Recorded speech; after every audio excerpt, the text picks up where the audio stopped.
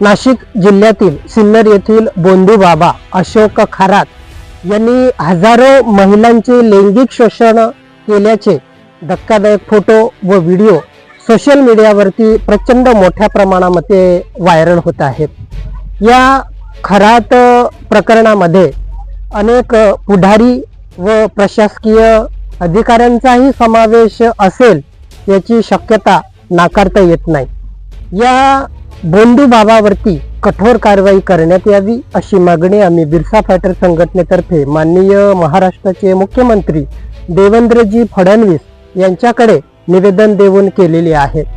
खरं तर या प्रकरणाची SIT मार्फत चौकशी करण्यात यावी आणि जे जे या प्रकरणामध्ये दोषी आढळतील त्यांना या अशोक खरात प्रकरणामध्ये सह आरोपी करण्यात यावं अशी आम्ही मागणी करत आहोत।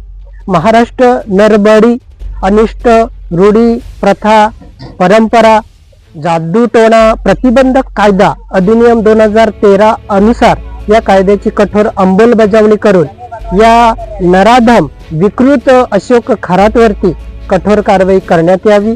या प्रकरणाची SIT मार्फत चौकशी करण्यात यावी आणि लोकांची अंधश्रद्धा दूर होऊन लोकांमध्ये जनतेमध्ये वैज्ञानिक दृष्टिकोन निर्माण व्हावा यासाठी सरकारने जनजागृती करावी अशी मागणी आम्ही या निवेदनाद्वारे केलेली आहे। या बोंधू अशोक खरातवर कठोर कारवाई झालीच पाहिजे अशी आम्ही मागणी करत आहोत। जय बिरसा।